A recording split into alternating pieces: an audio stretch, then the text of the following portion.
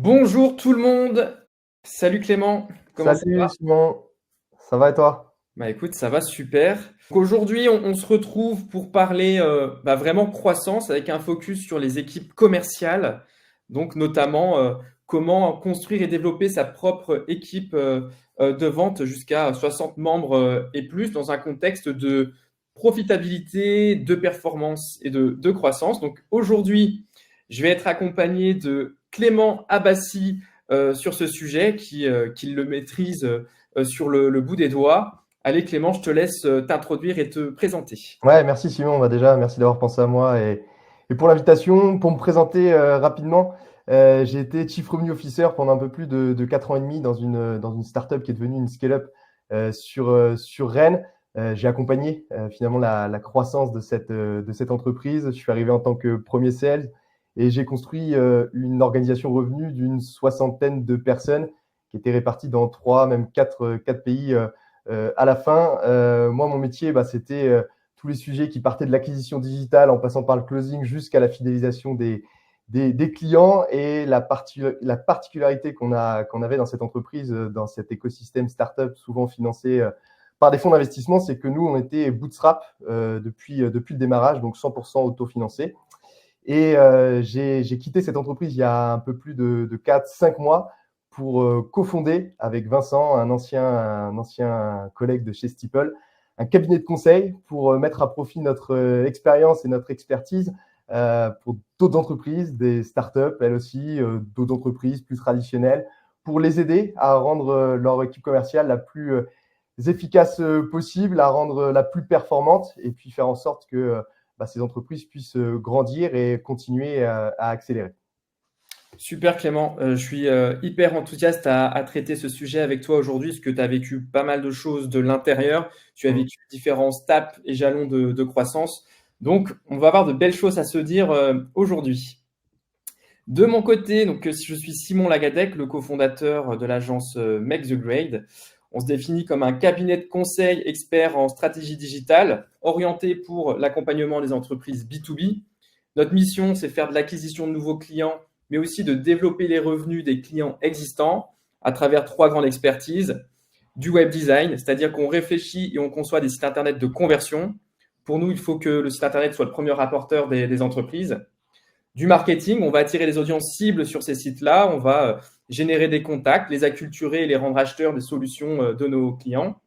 Et on a un dernier métier qui est focus sur le développement des revenus, qui consiste à l'intégration et au bon usage des CRM, à la gestion de la donnée et à la productivité et la performance des commerciaux dans un contexte d'alignement marketing. Et justement, pour déployer ces 3 métiers-là, on est partenaire de la solution HubSpot et on est très fiers et heureux au bout de 5 ans d'être devenu la semaine dernière partenaire élite. Donc, il y a 4 entreprises en France qui sont concernées par cela. Et donc, du coup, on est ravis de rejoindre la crème de la crème. Bravo. Merci Clément. Le programme qui nous attend aujourd'hui, il va être assez dense. Donc, on a pris le parti avec Clément de présenter les conseils commerciaux pour structurer ses équipes en prenant les jalons de croissance par nombre de talents dans l'équipe commerciale. Donc, on va s'intéresser à de 1 sales jusqu'à 10 quelles sont nos préconisations, ce que vous devez anticiper, ce que vous devez faire. Et on va faire la même chose de 10 à 30 et de 30 à 60 plus, avec notamment un passage à l'échelle. Vous allez voir pendant notre présentation, Paul, qui est growth marketer chez Make the Grade, va être à la modération. Il va vous partager des questions, des sondages. N'hésitez pas à y répondre dans les commentaires. Et à tout moment, posez vos questions dans le chat. Il y a vraiment le chat qui va servir à ça. Paul va centraliser ces questions-là. Et à la fin de la présentation, on va le faire monter sur scène et puis on prendra le temps avec Clément de répondre à toutes vos questions. Est-ce que ça te va, Clément? On y va? Nickel. Ça m'a l'air d'être un très bon programme. Eh bien, parfait. Alors, justement, on va commencer par le commencement. Avant de devenir une scale-up, on est une start-up. On prend le parti sur le fait qu'on a déjà trouvé son marché. On est go-to-market et on se retrouve en situation de trouver ses premiers clients, les fidéliser, bref, les premiers closings. Donc, au début, on est tout seul à la vente et puis on va commencer à s'entourer. Donc, de 1 à 10, le rôle de CRO, ça va être d'être 100% à la vente. Ça, c'est un passage obligatoire. Je vois souvent des dirigeants d'entreprise qui veulent tout de suite déléguer cette partie commerciale dès le départ. Moi, mon avis, c'est que le dirigeant ou la dirigeante doit être quand même le premier vendeur et vont le rester un petit moment. Donc, voilà. Donc, la priorité, ça va être de générer du chiffre d'affaires depuis le business model éprouvé, de commencer à recruter et créer ses premiers process. Donc là, j'aimerais bien commencer à t'entendre, Clément. Je pense que tu avais beaucoup de choses à dire là-dessus et de créer ses premiers rituels managériaux, commerciaux. Donc, ce que je te propose, Clément, c'est que tu puisses nous dire comment toi, tu t'organises dans ce jalon-là. Ouais, Je pourrais te compléter avec moi ce que l'on fait chez Make the Grade et ce que l'on voit chez nos clients aussi. ouais, clairement, avec plaisir. Enfin, c'est une étape qui est déterminante pour la suite. Clairement, c'est sûr que si on n'est pas bon à ce moment-là, bah, le reste des slides, c'est même pas la peine. Le premier sujet, effectivement, c'est de prendre le relais du fondateur, de la fondatrice qui a lancé finalement sa solution. Donc, le premier sujet, c'est de se dire comment on arrive à devenir un bon commercial, comment on arrive à bien vendre. Donc, pour ça, je pense qu'il faut réussir à bien comprendre son marché, bien comprendre le product market fit, à qui on s'adresse, quels sont leurs véritables besoins. Et ça, souvent, ce que je dis, c'est prenez le temps d'aller échanger avec les premiers clients pour comprendre ce qui a fait la différence et pourquoi ils ont décidé de choisir cette solution. Ça va vous permettre de monter en puissance assez rapidement. Donc ça, le premier sujet, pour moi, c'est ça. Il faut réussir à bien vendre et vendre de manière efficace, sinon on ne sera pas crédible pour construire le reste. Après, il y a un deuxième sujet que tu as évoqué, effectivement, Simon, c'est la partie recrutement et on voit commencer à recruter et créer les premiers process. J'ai presque envie de l'inverser. Il faut presque créer les premiers process, puis après recruter, parce que sinon, on va se retrouver dans une situation où on va avoir 2, 3 nouvelles personnes qui vont arriver avec des process qui ne seront pas encore clairement établis et on va passer un temps fou à devoir répéter les mêmes choses. C'est pas grave de recommencer, de réécrire les process s'il faut, mais il faut partir d'une première base. Donc moi, je pars du principe qu'il vaut mieux commencer à documenter et pendant qu'on documente, on commence à recruter parce que ça prend un peu de temps. Je ne sais pas ce que tu en penses toi, Simon, mais Partage. Les process, en fait, c'est un travail de fond qui est permanent. Donc, dès le jour 1, il faut documenter et il faut jamais s'arrêter parce qu'un process, il est évolutif, il ouais. doit s'itérer. Ce qui peut être intéressant, c'est tu nous dises, toi, comment en partant de zéro, tu as structuré ces process-là. Par exemple, nous, chez Make the Grade, on utilise Notion en base de connaissances libre service en interne pour justement qu'il y ait cette intelligence collective sur le papier et à chaque recrutement, on ne part pas complètement de zéro. Ouais, clairement, c'est le bon schéma. Après, que ça soit un Notion, que ça soit dans un Google Doc pour commencer, que ça soit dans un fichier Excel, qu'importe ce qu'il faut faire pour débuter, il faut commencer. Il faut commencer à écrire, il faut commencer à documenter, il faut le mettre à disposition et il faut surtout que ça soit évolutif et qu'on soit toujours à le remettre en question. On en parlera pendant le reste, je pense, de la présentation, mais il faut absolument que ça puisse évoluer. Et dans ce qu'on mettait un peu sur le focus, c'est aussi mettre les premiers rituels du management. Ça, c'est important. Quand on va commencer à recruter les premières personnes, il faut tout de suite faire en sorte de mettre les bons rituels en place, quel style de manager on veut être, passer un peu de temps avec eux sur le terrain pour les accompagner sur la montée en compétences, mais aussi bloquer des moments pour des échanges individuels pour faire avancer les sujets et pas repousser à plus tard parce que sinon, il n'y a rien qui avance. Et quand tu dis les premiers rituels du management, pour toi, c'est lesquels ceux Ouais, qui fonctionnent et que tu as observé, la périodicité, ouais. le format? Ouais, moi, ce que je faisais tout le temps et que je continue à recommander, c'est au moins de bloquer 45 minutes, 1 heure par semaine avec chaque collaborateur que tu manages en direct et de documenter l'intégralité des échanges. Parce que faire 1 heure d'échange chaque semaine et puis ne pas revenir la semaine suivante avec une to-do de choses à faire, à terminer, à avancer, on se retrouve avec des sujets qui n'avancent vraiment jamais et ça se transforme un peu en ce qu'on appelait nous l'apéro du commerce. Et donc ça, c'est pas forcément très efficace. Donc il faut documenter le plus possible. Ouais, je suis d'accord avec toi. Et fonctionner un peu aussi avec des to-do list qui sont orientés métier et qui sont orientés sur les défis quotidiens Mm. individuels de chaque personne coachée. Et ça permet semaine par semaine finalement d'avoir une montée en compétences lissée et assez agile finalement. Donc je peux que partager, on fonctionne de la même manière. Plus globalement, les équipes performantes dans ces jalons-là et même les jalons futurs fonctionnent toutes comme ça. Mm. Je vous invite aussi dès le départ à réfléchir à vos structurations commerciales, c'est-à-dire comment vous voulez séquencer vos différents métiers. Est-ce que vous voulez des commerciaux un petit peu tout-terrain, full stack, c'est-à-dire qu'ils vont être à la fois à la chasse, développement de leur tunnel de vente et puis jusqu'à la signature d'affaires, ou est-ce que vous voulez répartir les rôles?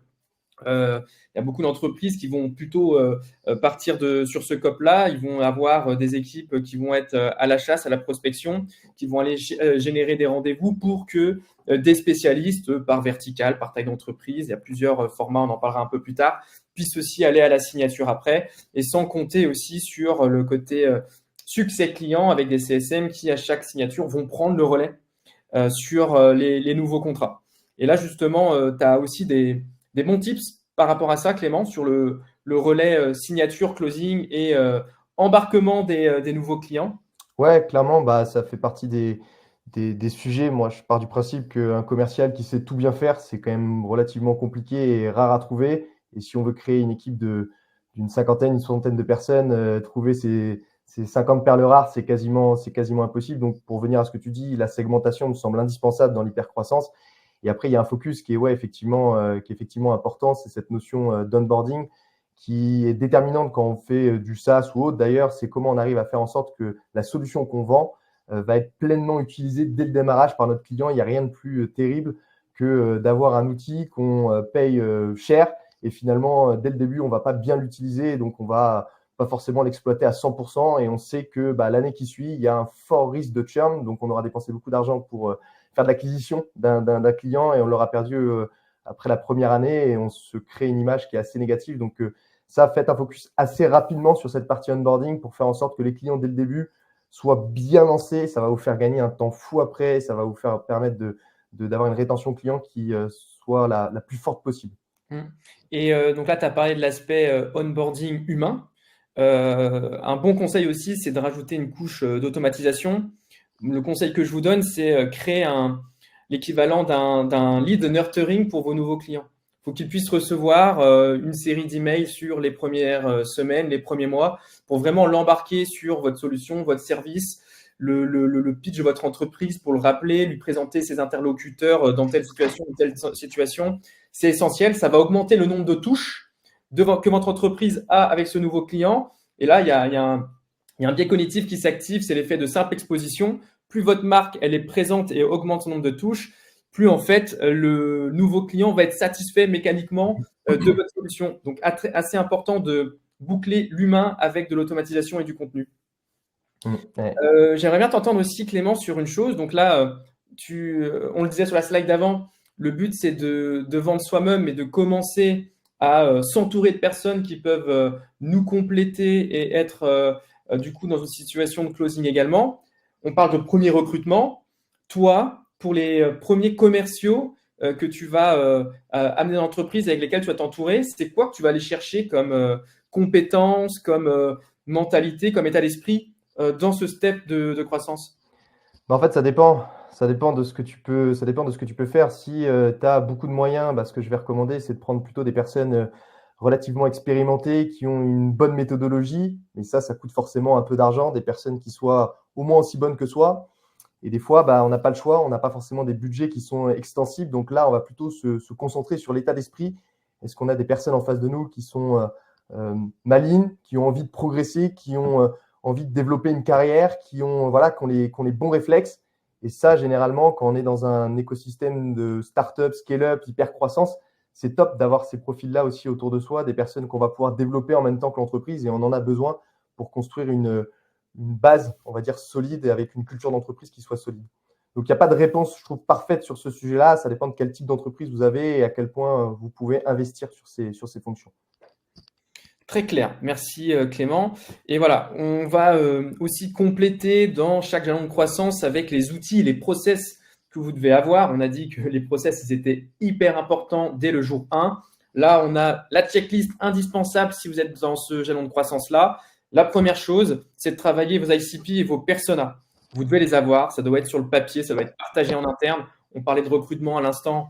Le premier jour où quelqu'un vous rejoint, vous devez lui partager vos personas. Donc, pour rappel, au cas où, donc c'est le profil semi-fictif de votre client idéal, son portrait robot, avec ses peines, ses frustrations, celles que votre entreprise résout pour lui à travers vos produits et vos services. Voilà, c'est essentiel à avoir. Parce que si on parle ne serait-ce que prospection et action sortante, il faut aller taper les bonnes personnes et directement les bonnes entreprises, les bonnes personnes morales dans lesquelles elles se trouvent. Donc ça, c'est le B.A.-ba. Toujours dans ce qu'il faut avoir dès le départ, c'est s'équiper d'un CRM, un outil de gestion de la relation client. Donc ça, c'est essentiel. Je pense que vous en avez tous un. En tout cas, il faut quitter le fichier Excel lambda très très vite. Et il faut commencer à personnaliser votre solution CRM dès les premiers instants. C'est ce qui va rendre votre équipe performante, productive. C'est ce qui va vous permettre aussi de commencer à capitaliser dès le départ sur votre patrimoine de la donnée. Je rappelle qu'il n'y a que 2 choses qui appartiennent aux entreprises: nos données dans notre CRM et les contenus de notre site internet. Tout le reste, ça ne nous appartient pas. Si on a 10 000 abonnés sur LinkedIn, c'est très très bien pour la preuve sociale, mais dès que l'algo évolue, et Dieu sait que c'est le cas très régulièrement, on n'est pas forcément visible sur cette base-là. Donc pour donner un exemple. Dès le départ aussi, on vous recommande avec Clément de travailler votre Sales Playbook. Donc un Sales Playbook, c'est une ressource qui va centraliser tout ce que vos commerciaux doivent dire, doivent montrer dans un contexte commercial face à telle cible et face à telle objection. Donc ça, c'est vraiment quelque chose qu'il faut avoir dès le départ. Je peux vous partager rapidement, nous, le modèle que l'on a chez Make the Grade. Voilà, c'est un spreadsheet, c'est tout simple. Donc, on va avoir par exemple ici notre persona responsable marketing avec dans la colonne de gauche la problématique rencontrée. Donc, je n'arrive pas à mesurer la pertinence et la performance de mes actions marketing.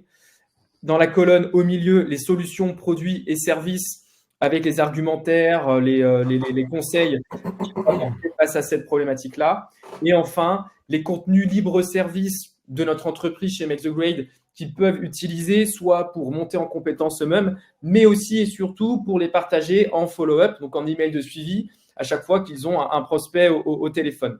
Donc ça, c'est des choses que vous pouvez faire dès le départ et que vous pouvez alimenter au fil de l'eau à chaque instant. Clément, chez Steeple ou chez tes clients actuellement, ce côté Sales Playbook, qu'est-ce que tu pourrais donner, toi, comme conseil? En fait, il y a la théorie et grosso modo ce qu'on va pouvoir marquer effectivement sur ce genre de document, et c'est important d'avoir cette bonne base, je suis d'accord. Il faut le faire le plus rapidement possible pour faire en sorte que les nouveaux collaborateurs qui arrivent puissent s'imprégner de tout ça. Moi, un petit tip que je peux donner pour s'imprégner de ça le plus possible, je le disais un peu en introduction, si tu veux réussir à vendre efficacement, va échanger avec des clients pour comprendre pourquoi ils ont décidé de s'équiper de la solution. C'est quelque chose que je peux recommander aussi pour tous les nouveaux collaborateurs qui arrivent finalement dans les entreprises.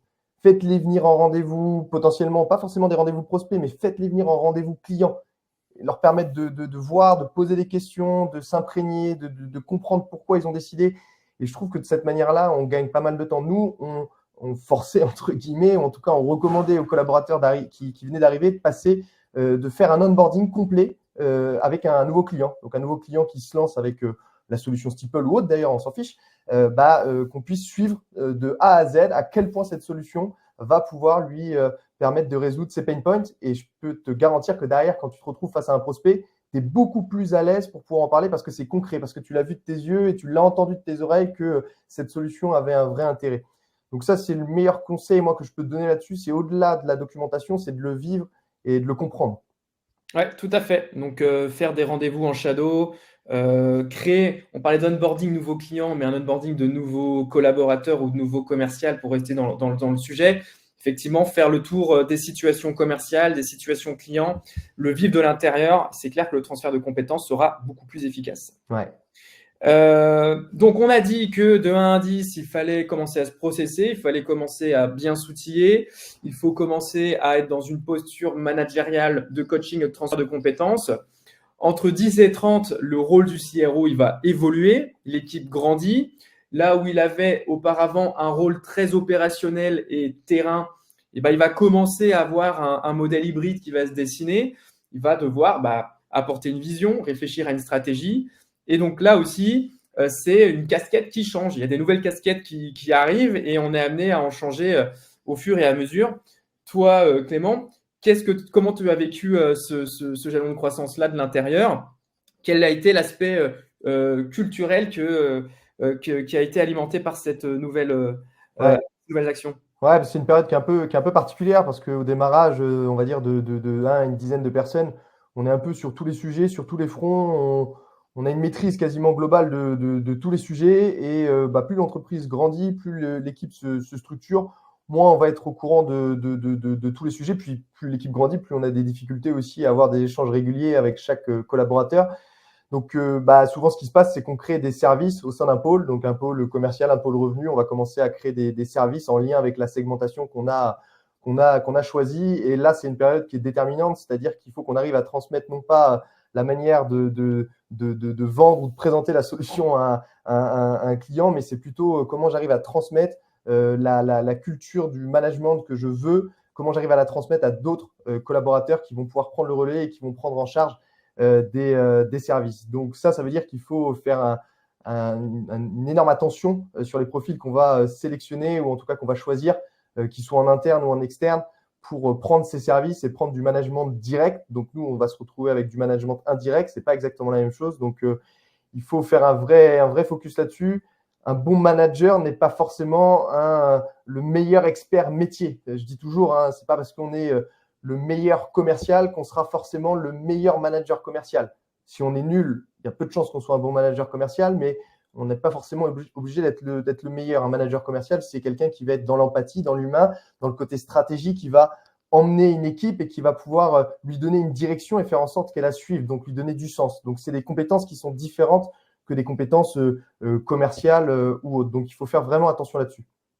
En off, quand on préparait le sujet, tu m'as dit quelque chose d'intéressant que je trouve très vrai, qu'on le voit dans toutes les entreprises, c'est à cette étape de croissance, quand on veut nommer des talents à des postes de middle management, il faut faire attention à une chose, il faut faire attention à ce qu'ils ne soient pas intéressés par l'aspect égo du poste et l'intitulé pour briller en société, et qu'ils soient plus intéressés par le projet, l'envie de se développer, de créer une équipe, de faire monter les gens, de performer. Comment toi, tu distingues ça en recrutement, sur un CV, en temps réel? Ouais. C'est compliqué sur un CV. On va regarder si c'est des missions qui ont déjà été faites par le passé. Effectivement, si c'est quelqu'un qui a déjà managé des équipes dans plusieurs entreprises, qui s'y retrouve. Moi, c'est souvent de me poser la question de dire, mais pourquoi tu veux manager? C'est tout simplement, qu'est-ce qui te pousse à manager? Est-ce que c'est parce que tu veux gagner plus? Est-ce que tu veux avoir un poste plus important? Est-ce que tu veux plus de responsabilités? Mais pourquoi tout ça derrière? Parce que le poste de manager, on va pas se le cacher, c'est beaucoup plus compliqué que le poste de commercial où on s'occupe juste de soi-même. Pour ceux qui aiment le foot, c'est plus facile d'être neuf, attaquant, marquer des buts et d'être la star qu'être coach. On est sur le côté, on est souvent moins mis en avant que l'attaquant qui marque des buts. Quand on est manager, c'est un peu le même principe. On passe de numéro 9 qui marque des buts, où on est la star tous les jours, au coach qui est un peu sur le côté et qui doit gérer toute une équipe et qui doit penser aux autres avant de penser à soi. Et qui doit faire en sorte que les collaborateurs de son équipe pensent aux collaborateurs de l'équipe avant de penser à eux. Et donc, c'est toute une mécanique. Donc, il faut effectivement beaucoup d'empathie, beaucoup de rigueur, effectivement, parce que pour suivre une équipe, il faut de la rigueur. Et puis, il faut avoir un vrai côté stratégie où on soit capable de faire évoluer finalement son organisation, ses process. Donc, c'est un mélange un peu de tout ça. Comment ça se passe selon toi dans cette étape de croissance? Parce que 50% à la vente, 50% à la strat, les objectifs du CRO pour lui-même, pour sa tête de pipe, ils doivent évoluer aussi. Est-ce qu'il reste sur un cran comme celui d'auparavant quand il était 100% à la vente parce que il est directement entremêlé avec les middle managers et les équipes qui sont en dessous? Ou est-ce qu'il y a un crantage différent? Comment toi tu réfléchis le côté incentive à ce moment-là? Si déjà, si tu as ce rôle-là et que tu te poses ces questions à titre individuel et que tu veux monter une grosse équipe, tu n'es pas dans la bonne situation. Donc c'est trop tôt, c'est-à-dire que c'est trop tôt. Ouais, non, c'est même pas ça. C'est à mon sens, quand tu es dans ce genre de fonction, à aucun moment je me suis dit, tiens, comment je peux faire pour croquer plus?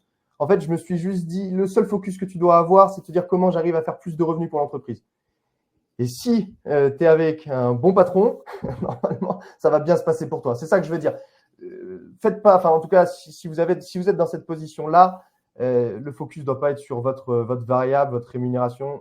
Si vous faites grandir l'entreprise, tout va bien se passer pour vous. Donc, focussez-vous plutôt sur comment faire en sorte de rendre tout le monde efficace. Et si par votre travail, vous pouvez faire en sorte de faire du revenu parce que vous avez des gros dossiers, parce que vous avez une vraie valeur ajoutée sur certains sujets, bah oui, allez-y, sans aucun problème. Mais c'est le focus global qui est important. Ouais, très clair. Et justement, pour faire écho à ce que tu viens de dire, la transition, elle est parfaite. À cette étape-là, les points d'intention sont les suivants. Être focus sur la data. On parlait juste auparavant que on a un CRM, on s'est équipé de ce CRM-là.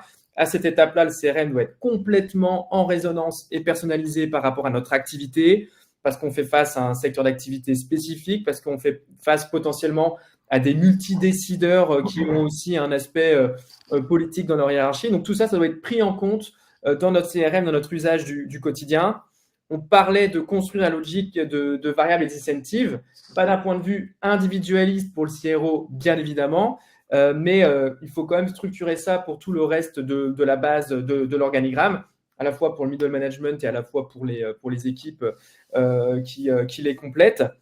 Donc là, est-ce que tu as des tips, tu as des recommandations? Ouais. Comment ça se réfléchit? Ouais, bah déjà, il faut réussir à les faire évoluer régulièrement. Donc, il faut avoir un peu cette organisation type qui fait que bah, le système de variables peut évoluer au semestre, au trimestre, surtout au démarrage. Je pense qu'il faut le faire évoluer quand même assez régulièrement. Il faut faire vraiment attention à ce qu'il soit tourné autour des objectifs de l'entreprise. Ça veut dire, est-ce que les actions que je demande, sur lesquelles je vais rémunérer mes sales, rapportent de l'argent à l'entreprise? C'est des actions qui sont rentables pour l'entreprise. Je fais toujours un peu ce focus sur la partie SDR où souvent on va récompenser la génération d'opportunités. Oui, mais prendre un rendez-vous ou vendre un rendez-vous, c'est pas ce qu'il y a de plus compliqué. Par contre, prendre un rendez-vous qualifié qui va closer vite et efficacement avec un panier moyen important, ça, c'est pas la même chose. Donc, ça pose forcément derrière des questions de se dire comment je traduis ça dans un variable. Donc, si on variabilise la génération d'opportunités, évidemment, les commerciaux vont aller chercher des rendez-vous, mais derrière, c'est des rendez-vous qui ne closeront pas ou pas vite ou pas assez efficacement. Et ça, on peut le voir sur plein de métiers finalement, où on va pouvoir faire ce focus de dire est-ce que la finalité, c'est de créer du nouveau revenu ou de maintenir du revenu dans l'entreprise. Ouais, tout à fait. Et c'est aussi dans cette étape de croissance où on a des équipes qui travaillent à plein temps pour alimenter le pipe, closer. Voilà, c'est vraiment des logiques de flux. Donc, il faut penser ABM, donc Account-Based Marketing, donc la stratégie de prospection des comptes clés. Donc là, il va falloir commencer à même acter, à bien réfléchir à comment on découpe son marché, comment on répartit ses efforts de prospection. Est-ce qu'on va segmenter par secteur d'activité? Je sais que par exemple chez Steeple, vous travaillez les verticales du transport, le GMS. Donc là, on a des exemples de ce type-là. Est-ce que vous répartissez par zone géographique? Est-ce que Ouais. c'est des tailles de structure aussi, small business, mid-market, corporate? Donc Mm. tout ça aussi, ça se dessine ici. Comment toi tu l'avais travaillé? Est-ce que tu étais je connais déjà la réponse, mais je la pose comme ça pour qu'il y ait un peu de suspense.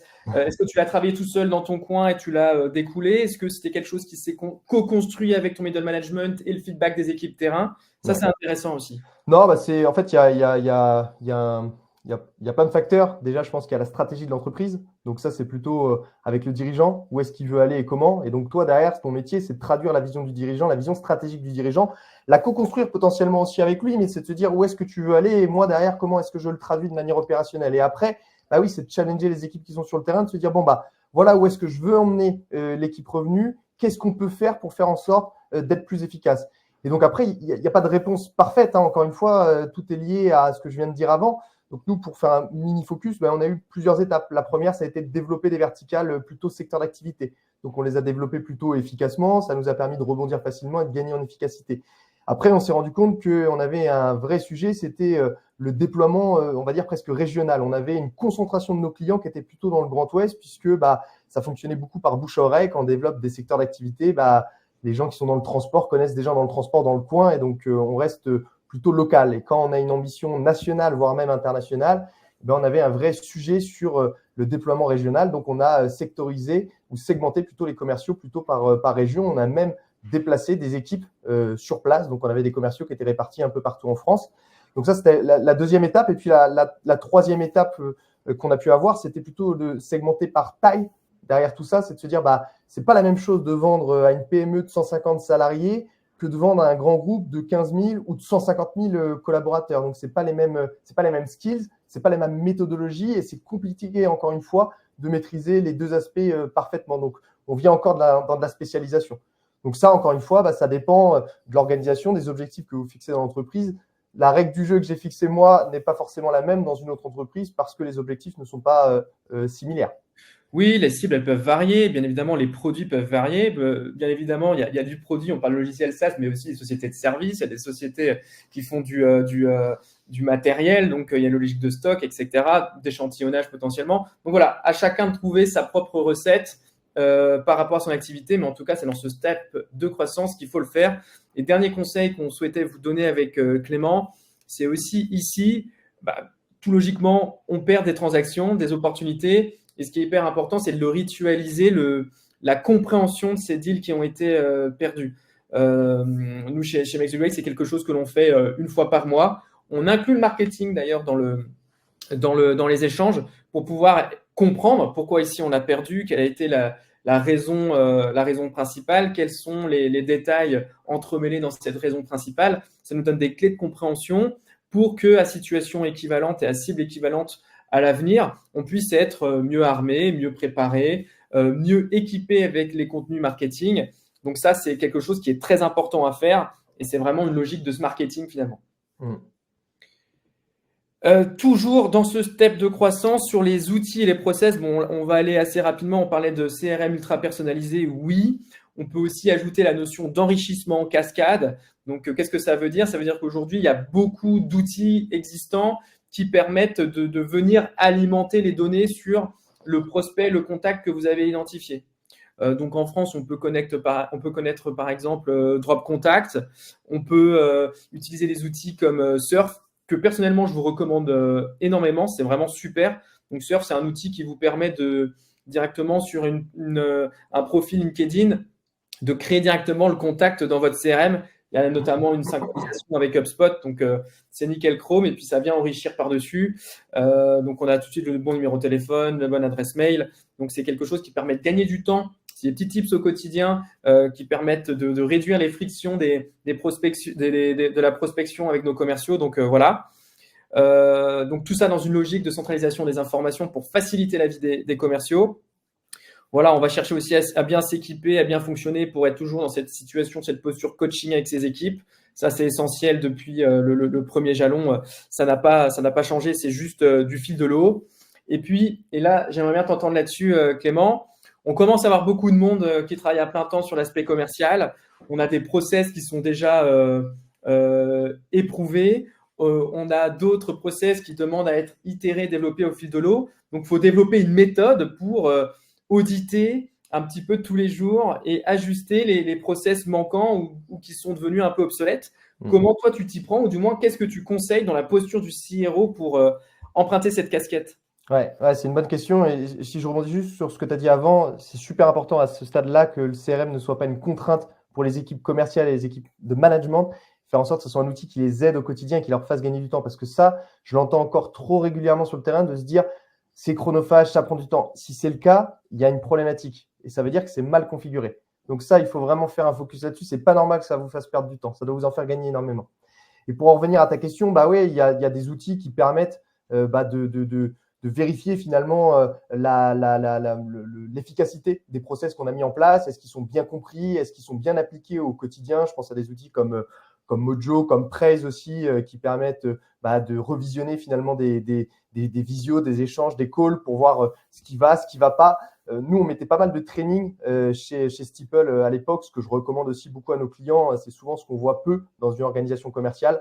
On forme un peu au démarrage, quelques semaines, des fois quelques mois quand on a un peu de chance. Et puis après, on laisse les commerciaux se débrouiller et puis roder leur discours et potentiellement dévier un petit peu de l'arbre. Et donc ça, c'est le focus que je mets toujours en avant, c'est de se dire régulièrement, plusieurs fois par mois, plusieurs fois des fois même par semaine, c'est aller s'entraîner collectivement, faire des réécoutes collectives. Nous, on instaurait chaque semaine pour certaines équipes une écoute partagée d'une visio, d'une phase de découverte, d'un call de qualif, etc., etc. Et ça nous permettait, de challenger potentiellement ce qui était fait et puis de revoir aussi nos process de cette manière-là, de se dire là, on constate qu'il y a quelque chose qui ne fonctionne pas, il faut qu'on change absolument. Vos middle managers, les middle managers dans cette posture-là, ils sont amenés à réécouter les calls, les C'est leur vidéos. rôle. Ouais. Eux, c'est leur rôle. Eux, c'est leur rôle. S'ils font pas ça, ils sont pas capables de comprendre ce qui va pas et pourquoi ça ne va pas et donc trouver les solutions adaptées. Donc ouais, là, c'est clairement leur rôle d'être experts sur leur vertical, leur domaine d'activité. C'est pas le vôtre. Vous, ce que je vous recommande à ce niveau-là, c'est plutôt de passer de temps en temps pour aller mettre le nez à la fenêtre, voir un petit peu ce qui se passe, comment ça évolue et comprendre un petit peu, puis donner aussi ce que vous savez, ce que vous connaissez du terrain et puis donner une vision plus globale, toujours alignée autour de la stratégie d'entreprise. Très clair. Merci Clément. Donc on va attaquer la dernière partie. Une fois qu'on a vraiment cette machine de guerre finalement qui est en place et qui est prête pour le scale, développer fort. Donc c'est là où on va quitter la phase startup pour devenir une véritable scale-up en puissance. On va parler de comment doubler son équipe commerciale en passant de 30 à 60 et plus. Donc le passage à l'échelle. On a rajouté la notion d'internationalité, même si on a bien conscience avec Clément que tout le monde n'est pas forcément concerné par ça. En tout cas, voilà, on a voulu l'ajouter parce que ça reste intéressant d'avoir les bases sur ce sujet-là. Donc, ce qui va être très important, là, c'est la notion de leadership, parce que là aussi, on parle d'équipes qui sont assez dimensionnées, donc ça représente une masse salariale assez forte. Donc, il faut à la fois maintenir engagés les talents qui sont là depuis un petit moment et les conserver parce qu'ils vont performer, parce qu'ils vont transférer les compétences plus facilement. Hein. Le principe de Small Talk, il est là, il est vrai, c'est pas une légende. Et puis, en même temps, il va falloir continuer de recruter, trouver les bonnes personnes, à la fois au niveau des équipes terrain, du middle management, et il va y avoir une nouvelle notion que tu vas introduire, Clément, qui est la logique de lead. Donc, on le mettra sur la slide d'après. Donc voilà. En tout cas, dans un premier temps, il y a l'aspect culturel et le maintien d'engagement des équipes qui est extrêmement important. Toi, là-dessus, en tant que CRO, comment tu le fédères, comment tu l'incarnes? Ouais, c'est un vrai sujet et plus on grandit, plus c'est compliqué. Au démarrage, quand on a peu de collaborateurs, ils sont finalement tous au cœur du jeu, au milieu du réacteur, donc ils ont accès à toutes les infos en direct et plus les équipes grandissent, plus ça crée des intermédiaires, plus des fois on a un peu de désinformation finalement dans une organisation. Donc ce qui est important, c'est de continuer à toujours communiquer, faire preuve de transparence, impliquer, donner du sens, expliquer. Il faut expliquer. Et c'est souvent ce qui manque, souvent ce que je constate, hein, c'est qu'à ce moment-là, on oublie finalement de continuer à donner du sens et de continuer à expliquer. Et donc, on a des collaborateurs qui commencent à se désimpliquer du projet et c'est très compliqué à ce moment-là puisqu'on est dans la phase d'accélération. On a besoin de maintenir, impliquer et motiver les collaborateurs qui étaient là au démarrage, qui sont des piliers finalement de l'organisation. Et ceux-là, il faut les aider, il faut peut-être les faire monter en compétences aussi, leur proposer des mobilités. Moi, j'avais des collaborateurs qui ont bougé plusieurs fois. Et mobilité, ça ne veut pas dire je vais manager 10 personnes. Ça peut être aussi changer de service. On a des personnes qui sont arrivées, qui étaient plutôt sur la partie SDR, qui ont switché, certains sur plus du CSM, d'autres sur des postes d'account exécutif, d'autres sur de l'onboarding. J'en ai même d'autres qui sont partis à faire du recrutement, de la chasse de tête. Bon, c'est un moyen de garder aussi tout le monde impliqué et motivé, de se dire il y a des perspectives d'évolution dans cette entreprise, j'ai la possibilité de continuer à développer des compétences parce que quand on est dans une société, c'est ce qu'on attend aussi finalement, c'est d'être challengé, pas au quotidien, mais en tout cas d'être challengé régulièrement et de pouvoir acquérir de nouvelles compétences. Ouais, tout à fait. Moi, je suis complètement aligné avec ce que tu dis. Je pourrais ajouter la notion de formation interne ou d'académie interne aussi. Je ne sais pas si c'était quelque chose que vous aviez traité chez Steeple ou si tu le vois chez tes clients actuels. C'est créer une filière nouvelle embauchée avec du coup une spécialisation vente pour rester dans notre exemple. Et cette filière-là, elle peut être incarnée et elle peut avoir des formateurs qui mettent du coup en scène les talents qui sont depuis un petit moment dans l'entreprise. Ça les met en valeur. En général, c'est des choses qui sont assez plaisantes à faire. On aime restituer ce que l'on connaît, ce que l'on a vécu pour faire monter les nouveaux membres dans l'entreprise dans un niveau de performance qui est celui attendu. Donc voilà, ajouter des filières nouvelles embauchées, des formations internes, le transformer aussi en académie dématérialisée, c'est des choses que vous pouvez faire très facilement avec des outils aujourd'hui et qui mettent en lumière vraiment vos championnes et vos champions internes. Ouais, tout à fait, je partage ce point de vue-là, ça c'est top aussi. Alors sur les points d'attention par rapport à ce jalon de croissance, et pas des moindres, il y a l'aspect vraiment, pour le coup ici, statistique, métrique qui rentre en compte. Donc le rôle du CRO, c'est vraiment de monitorer ces KPI-là et de pouvoir les lire. Ici, avec Clément, vraiment, ce qu'on veut vous dire, c'est qu'il ne faut pas confondre les obligations de résultats avec les obligations de moyens. Là, on a mis un exemple. Un commercial qui doit passer 60 calls par jour, s'il en fait moins, il y a peu de chances qu'il soit à performance au niveau des revenus attendus. Pour autant, ce n'est pas cette métrique-là qu'il faut incentiver. Ça, c'est une obligation de moyens. Ce qu'il faut incentiver, ça va être les revenus en bout de ligne. Et les KPI sont uniquement là pour cadrer le fait qu'on est dans le bon chemin, dans la bonne dynamique pour les atteindre. Donc, Clément, d'un point de vue logiciel SaaS, on va rester dans un exemple qui t'est extrêmement familier. Quels sont les KPI intermédiaires, cibles, que toi, tu aimes suivre et qui sont pour toi les bons indicateurs d'un pipe en bonne santé? Ouais, en fait, tu en as plein et par rapport à ce que tu dis, je suis assez d'accord, il faut les traquer, mais c'est pas forcément sur ça qu'il faut faire le plus de focus. Ce qui est important, c'est de se dire, si demain on a une équipe qui ne fonctionne pas, c'est ce qu'il va falloir aller regarder. Il faut remonter au fur et à mesure de se dire, OK, le résultat n'est pas là, qu'est-ce qui se passe? Qu'est-ce qui fait qu'aujourd'hui les résultats sont en train de baisser? Donc de remonter au fur et à mesure et de se dire, il y a des choses qui fonctionnent moins bien qu'avant, il y a des choses sur lesquelles on est moins efficace. Parce que le risque qu'on a, comme tu le disais très bien, si on incentive le nombre de calls, on va passer 60 calls par jour bêtement juste pour passer 60 calls. Et moi, quelqu'un qui est ultra performant et qui fait ses résultats, s'il fait moins de calls, tant pis pour lui, entre guillemets. S'il doublait son nombre de calls, peut-être qu'il doublerait ses résultats et donc son variable, ou pas d'ailleurs.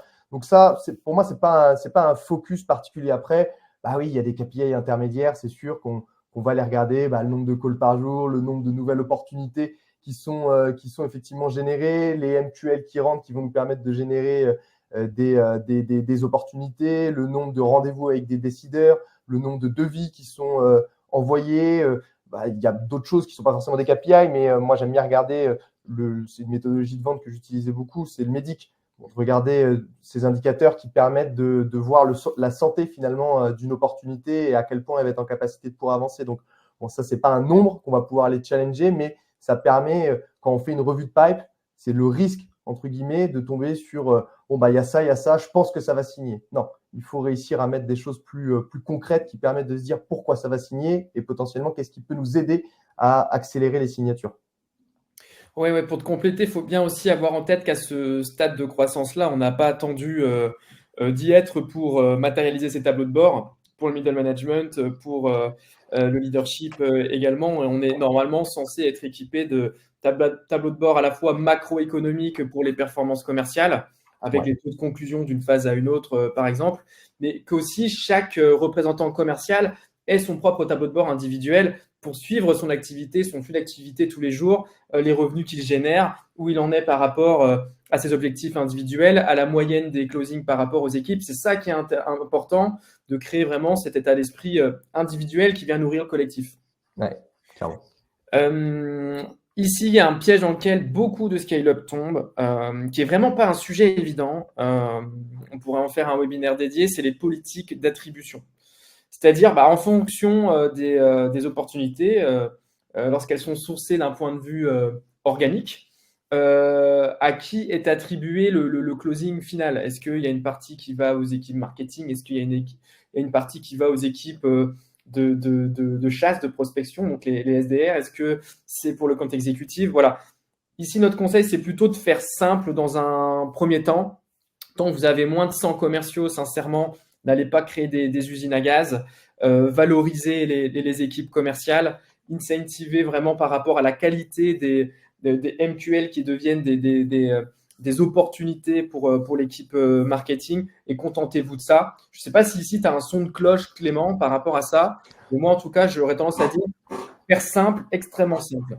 Non, je pense qu'il faut faire simple, le plus efficace possible, toujours tourner autour d'un seul et unique objectif, c'est le revenu généré par l'entreprise et dépenser finalement le moins possible pour essayer de récupérer le plus possible. Je ne sais pas si je peux le traduire de cette manière-là, mais c'est un peu comme ça que je vois les choses. Et après, qu'on soit au marketing à générer des MQL ou qu'on soit SDR à créer des opportunités ou AE à closer ou CSM ou AM à maintenir du chiffre d'affaires, l'objectif est le même. Donc, il faut rester focus là-dessus. Après, comme je disais, toutes ces guerres de clochers, c'est ce qui crée souvent pas mal de conflits et de désalignements finalement dans les organisations. Il faut essayer de les éviter le plus possible. Et des politiques d'attribution complexes peuvent justement faire que on ne soit pas focus sur les bons sujets.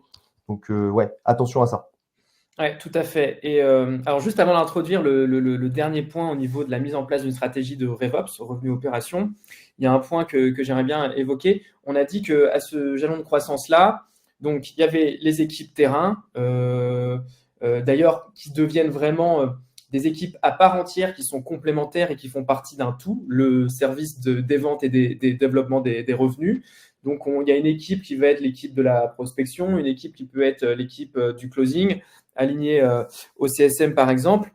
Il y a les management intermédiaires et c'est ici que tu préconises d'ajouter la notion de lead qui vient au-dessus du management intermédiaire et en dessous du CRO. Est-ce que tu peux nous expliquer pourquoi cette création de poste, pourquoi cet ajout décisionnel finalement dans l'organigramme à cette étape-là? Pour essayer d'aligner le plus possible, de donner du sens, encore une fois, d'être dans ce côté communication, on va dire, et puis emmener tout le monde, donner plus de vision à tous les collaborateurs, parce que plus on grandit, plus c'est compliqué, plus on se retrouve des fois dans ces schémas de se dire on se retrouve à la machine à café avec 3-4 collègues, et puis on est en train de se dire on ne comprend pas du tout pourquoi on va là, ça n'a aucun sens, c'est pas logique. Alors, c'est peut-être le cas, donc là, il faut se poser d'autres questions, mais c'est des fois souvent une problématique de communication, tout simplement, parce qu'on n'a pas communiqué de la bonne manière, ou les personnes ne l'ont pas compris de la bonne façon. Donc, des fois, mettre des intermédiaires qui n'ont pas de rôle de management, mais qui sont plutôt focus sur la stratégie et qui sont 100% alignés, vont pouvoir peut-être transmettre au quotidien ces messages et rappeler quotidiennement ces messages aussi, parce que quand on fait sa grande mensuelle commerce pour expliquer tous ces enjeux stratégiques, c'est une fois dans le mois ou une fois toutes les semaines. Et après, le reste, c'est 5 journées de 7h30 avec des questions qui sont posées au fur et à mesure. Donc, toi, tu es à 60 personnes, tu ne peux pas répondre à toutes les questions et le manager intermédiaire, il ne peut pas non plus tout le temps. Donc, il faut qu'il y ait des personnes qui soient identifiées, sur lesquelles on puisse, avec lesquelles on puisse travailler et qui puissent répondre à ces questions-là. Ouais, tout à fait. Et donc, c'est à cette étape-là que nous avons plusieurs équipes qui travaillent dans un objectif commun, mais qui ont des quotidiens qui sont vraiment indépendants des unes des autres. On a tout un tas de process qui sont appliqués, itérés en temps réel, et on a tout un tas d'outils aussi qui viennent équiper nos différentes équipes. Encore une fois, qu'elles soient à la vente, au marketing, au succès client. Et comme le monde, il est super bien fait, si chaque équipe, au niveau de son management intermédiaire ou de son lead, a besoin d'un outil pour répondre à un besoin de performance dans son quotidien, en une recherche Google, aujourd'hui, on trouve cet outil-là. Pour autant, est-ce qu'il va s'inscrire bien comme il faut dans le processus actuel? Est-ce qu'il va être bien interconnecté à l'écosystème d'outils actuels? Ça, c'est moins sûr. Et c'est à ces moments-là qu'on crée des silos, c'est-à-dire les intérêts d'une équipe qui ne sont pas alignés aux intérêts des autres. Et puis, on peut créer des décalages, des surcoûts aussi, voire des coûts cachés. Et donc, c'est à cette étape-là aussi, par rapport à toute cette complexité-là, qu'il faut mettre en place une stratégie de revenu opération pour identifier ces silos-là, les soigner et réorienter tout le monde dans l'objectif commun. Donc, ça peut être le rôle du CRO s'il est formé et appétent pour, mais ça peut être aussi l'occasion de créer et de s'entourer d'opérationnels. Donc, je parle vraiment d'un talent dédié au Sales Ops, au Marketing Ops, au Service Client Ops. Toi, ta recommandation, Clément, par rapport à ce que je viens d'introduire, c'est quoi? Est-ce que le CRO incarne tout de suite? Est-ce qu'il s'entoure pour déléguer? Il a la vision, il délègue l'opérationnel. Ouais. Quel dispositif que tu recommandes? Ouais, rapidement, c'est de s'entourer de collaborateurs qui vont favoriser cet alignement de tous les process, parce que c'est souvent un peu complexe quand on est sur ce type de poste d'avoir une vision précise de l'intégralité des process. Et on parle bien, là, on parle d'alignement très fin pour le coup. Et donc, en tant que CRO, c'est assez compliqué d'avoir une vision suffisamment précise de tous les sujets dans les moindres détails pour trouver les petits axes d'amélioration. On ne parle pas de doubler le taux de conversion. On se dit comment est-ce qu'on gagne 2% ici, comment est-ce qu'on gagne 3% de performance là, qui multipliés par tous les services, par toutes les fonctions, à la fin de l'année, vont nous permettre d'aller atteindre nos résultats, peut-être même plus. Donc, il faut avoir des personnes qui soient finalement un peu externes à tout ça, qui ne sont pas partie prenante, parce que quand on est CRO, qu'on a construit l'organisation commerciale, il y a souvent beaucoup de process qu'on a lancés, des fois qu'on a mis en place, qui sont toujours les mêmes, qui n'ont pas bougé. Et c'est souvent un peu compliqué d'avoir le recul nécessaire pour dire ça, oui, on fait plus, effectivement, c'est pas efficace. Et on dit, ah oui, mais à mon époque, machin, oui, mais Non, c'est plus ton époque maintenant, ça fait 4-5 ans que tu n'y es plus. Donc, il faut avoir quelqu'un qui soit capable, avec des faits, de manière pragmatique, de se dire, là, il y a un truc qui ne fonctionne pas, il faut absolument qu'on puisse le modifier et qu'on puisse le rendre plus efficient parce que dans notre cycle de vente global, ça pose une difficulté. Très clair. Donc, ne pas hésiter à se faire challenger avec des yeux extérieurs et complémentaires. Très important de se faire challenger dans ces moments-là parce que là, on n'est plus, comme je dis, on n'est plus vraiment sur le terrain. Donc, si personne nous dit ce qui ne va pas, des fois, on ne s'en rend même plus compte pour le coup. Et On a c'est des trop tard au moment où on s'en rend compte. On a des angles morts. Tout à fait. Exactement. Et le dernier point qu'on souhaitait aborder, donc là, on a parlé de passage à l'échelle, c'est très bien. Souvent, ou en fonction, il y a la logique de lancement de nouveaux marchés, notamment de nouveaux pays.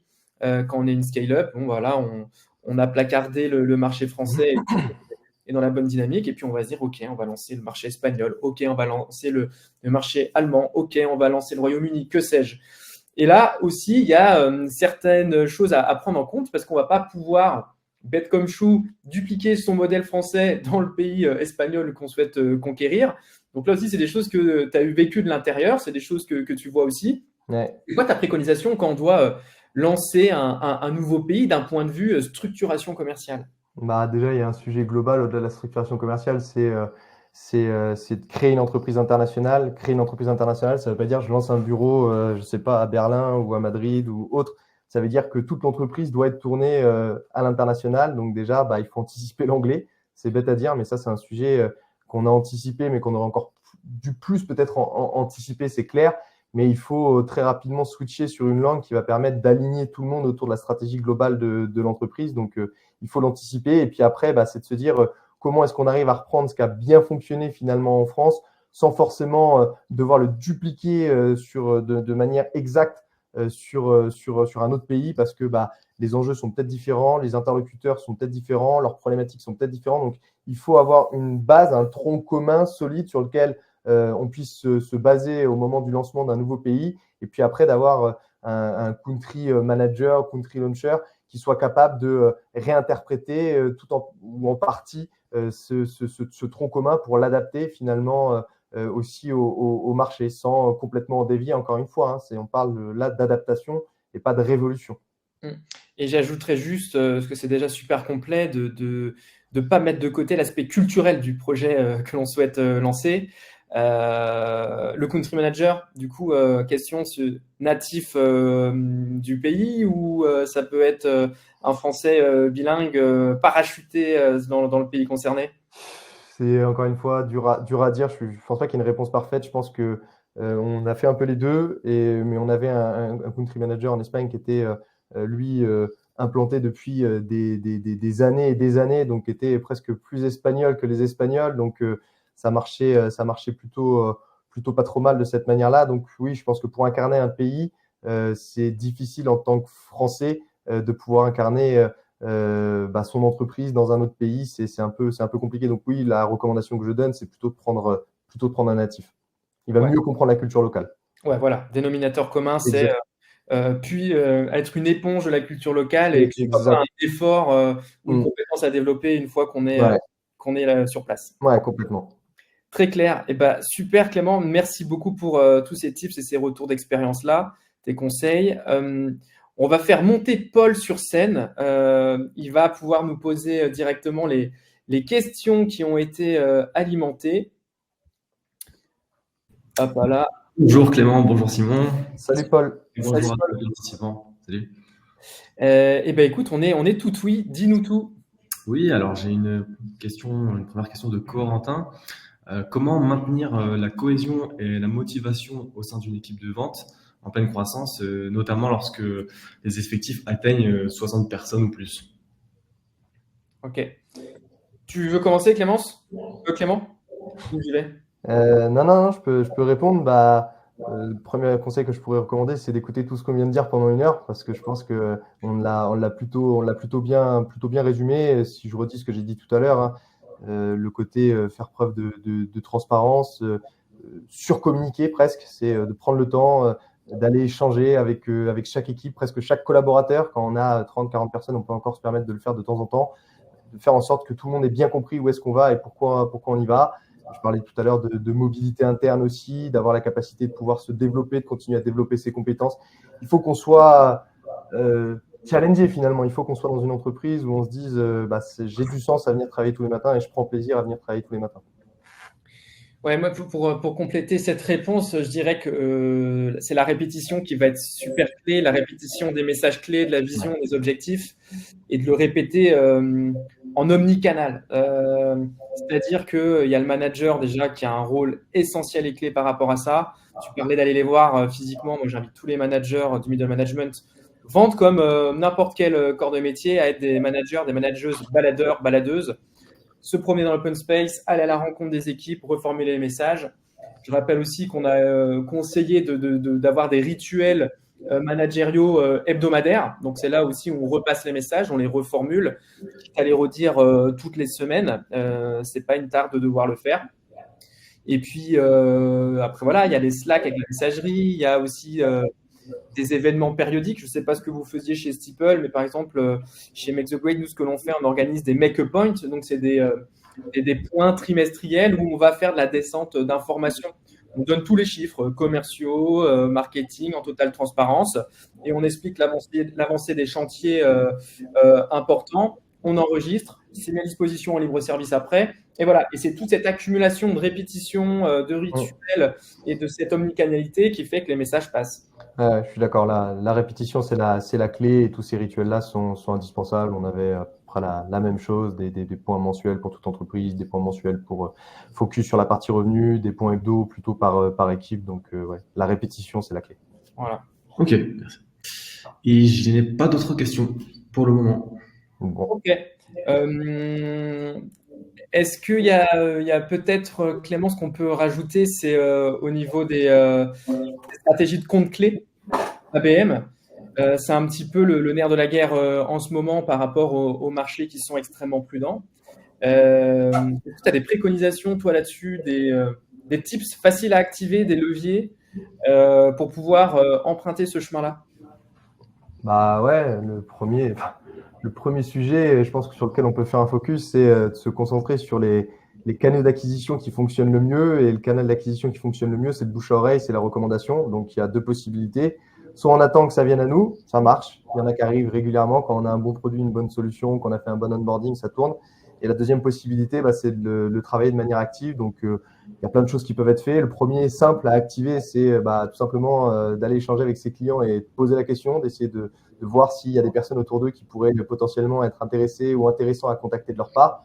Donc ça coûte rien, ça prend pas beaucoup de temps. Et puis après, si on va un peu plus loin, c'est de créer des programmes ambassadeurs avec des systèmes de remise qui permettent à des clients qui recommandent pas mal de nouveaux clients d'économiser des euros tout simplement sur leur facture. Donc ça fonctionnait plutôt bien. On l'a fait beaucoup aussi et c'est très efficace. Tu avais des clients qui recommandaient tellement qu'ils ne payaient quasiment jamais leur facture. Et tant mieux, on était tous très contents. Super, très clair. Et dernière question pour toi, Clément. Si on veut faire appel à Via Conseil, les mots-clés qui doivent faire en sorte que tu sois avec ton associé top of mind, c'est lesquels? Je sais pas, moi, les mots-clés, comment ça? C'est quoi? Structuration commerciale. Ouais, c'est ça.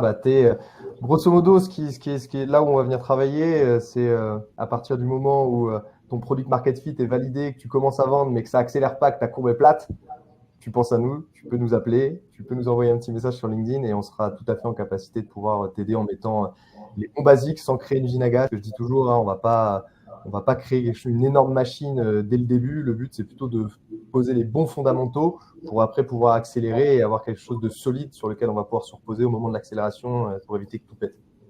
Ok, parfait. Merci beaucoup, Clément. On vous enverra le replay de tous nos échanges parce que ça a été assez riche, assez dense. Donc, vous pourrez reprendre tous nos conseils tranquillement à tête reposée. On devrait vous partager ça demain dans vos messageries. Je te souhaite une bonne journée, Clément. À bientôt. Bonne journée, Paul aussi. Et bonne journée à tout le monde. Salut. Merci, les gars. Au revoir. Au revoir.